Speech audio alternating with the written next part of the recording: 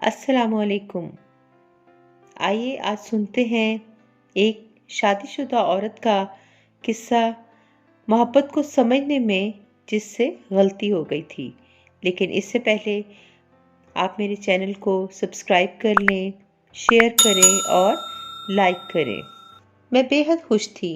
2 दिन बाद मेरी लंदन की फ़्लाइट थी। मुद्दतों से मेरे दिल की अव्वलीन ख्वाहिश थी कि मैं भी उस शहर में जा बसूं जहां मेरा महबूब, मेरी मोहब्बत नुमान अहमद रहता था। आपको शायद ये पढ़कर हैरानी हो कि मैं ना सिर्फ शादीशुदा बल्कि 20 साला नौजवान शहरी की माँ भी हूँ। मेरे शौहर वकार का इंतकाल काफ़ी अरसा पहले उस वक्त हुआ था जब मेरा बेटा बहुत छोटा था। तब से अब तक मैं तन्हा अपने बेटे की परवरिश कर रही थी। शहरी निहायत ही फर्माबरदार और लायक बच्चा था। इसीलिए जब उसने आला तालीम के लिए लंदन जाने की ख्वाहिश जाहिर की तो मैंने ना सिर्फ उसे इजाज़त दे दी बल्कि अपनी तन्हाई और मुद्दतों से दिल में दबी चिंगारी की वजह से खुद भी साथ चलने का इरादा कर लिया। मेरे इस फैसले से शहरी बहुत खुश था, मगर उससे ज़्यादा मैं खुश थी। मुझे आज भी वो दिन बहुत अच्छी तरह से याद था जब रोते हुए मैं और मेरा महबूब एक दूसरे से जुदा हुए थे। हमारी जुदाई का सबब और कुछ नहीं, पैसा था। नुमान उस वक्त इस पोजीशन में नहीं था कि मुझे अपना सकता।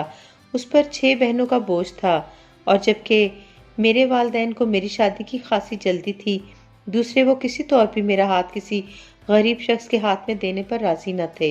हालांकि नुमान मेरा कज़न था। बचपन से हम साथ खेल कूद कर जवान हुए थे।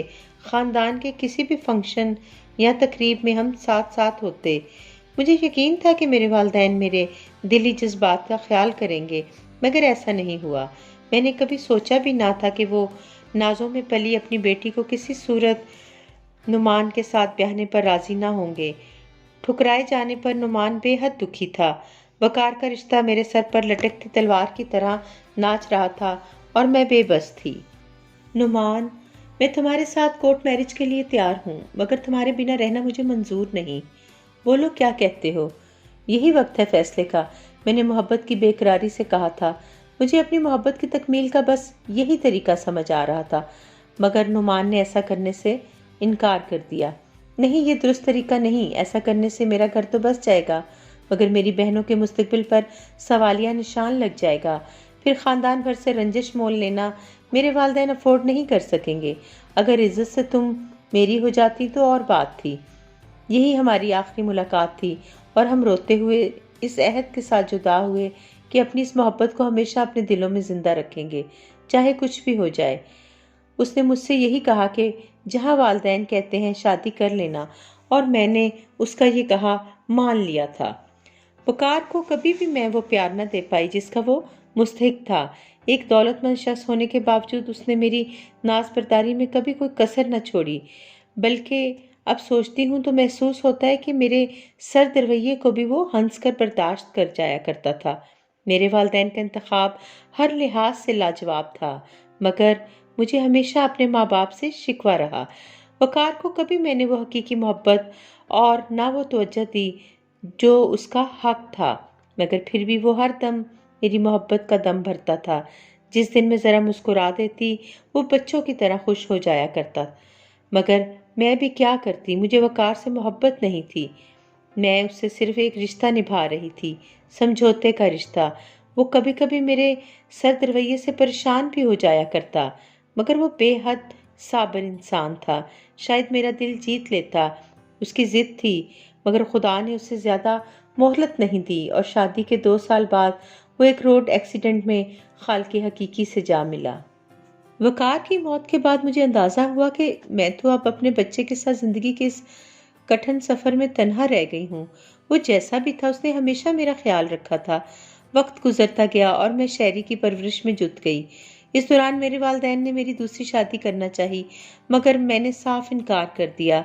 दूसरी तरफ मुझे अक्सर नुमान के बारे में भी इत्तला मिलती रहती कि नुमान इन दिनों लंदन में है। उसकी बहनों की शादियां भी हो चुकी थीं और नुमान ने भी मुस्तकिल रिहाइश की खातिर वहाँ किसी गोरी से शादी कर ली थी। ये खबर मेरे लिए कोई ख़ास नहीं थी, क्योंकि मैं जानती थी हज़ारों लोग मुस्तकिल रिहाइश की खातिर यही रास्ता इख्तियार करते हैं। मैं जानती थी कि उसके दिल में मेरी तस्वीर आज भी सजी हुई है। मैं उससे मिलना चाहती थी, उसे देखना चाहती थी, जानना चाहती थी उसने यहाँ तक पहुँचने में कितनी जद्दोजहद की। मैं ये भी चाहती थी कि वो इकरार करे कि वो आज तक मुझे नहीं भूल पाया, जैसा कि मैं उसे नहीं भुला पाई। इसीलिए मैं लंदन जाने के लिए पुरजोश थी। 2 रोज़ बाद मेरी फ़्लाइट थी और मैं माज़ी के उराक को बंद करते हुए नींद की वादी में खो गई। लंदन बहुत खूबसूरत शहर है। कुछ रोज़ तो हमें अपार्टमेंट देखने और सेट होने में लगे और फिर शेरी ने कॉलेज जाना शुरू कर दिया। घर सेट हुआ तो रूटीन में आने के बाद सबसे पहले मुझे नुमान का ख्याल आया। उसका फ़ोन नंबर मैं उसकी बहन से लेकर आई थी। एक रोज़ मैंने उसे फ़ोन कर दिया। मेरी आवाज़ सुनकर वो बहुत हैरान हुआ और खुश भी। लहजे में वही जोश, आवाज़ में वही दिलफरेबी। मैं उससे बात करते हुए जैसे फिर से सालों पीछे चली गई। उसे वकार की मौत का सुनकर बहुत दुख हुआ था और शेरी के लिए वो बहुत खुश था। कुछ देर की बातों के बाद उसने मुझे और शेरी को अपने घर इनवाइट कर लिया। वो इतवार का दिन था और रात भर मैं सो न सकी थी। शब भर माजी की यादों में खोई रही। आखिरी मुलाकात, नुमान की सुर्ख आंखें और हमेशा मोहब्बत निभाने का अहद रह रहकर सब कुछ आंखों के सामने आ जाता। सुबह उठी तो बहुत एहतमाम से अपनी तैयारी में लग गई।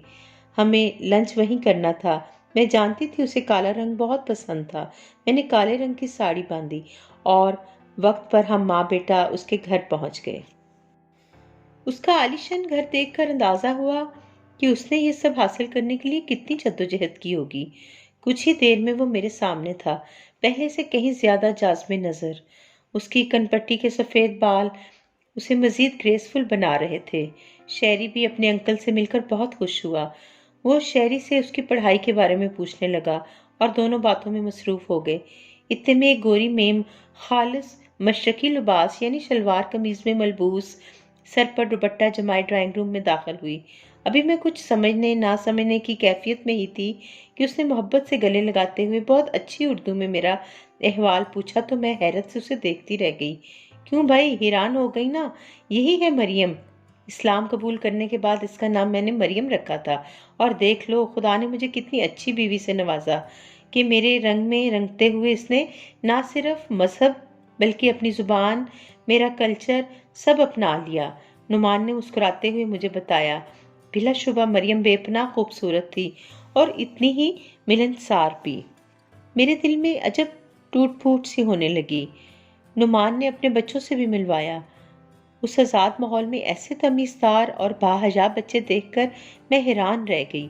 ये सब मरियम का कमाल है जिसने बच्चों को अपने कल्चर से बांधे रखा है, वरना मेरे पास इतना वक्त कहाँ कि मैं इन पर तवज्जो दे पाता।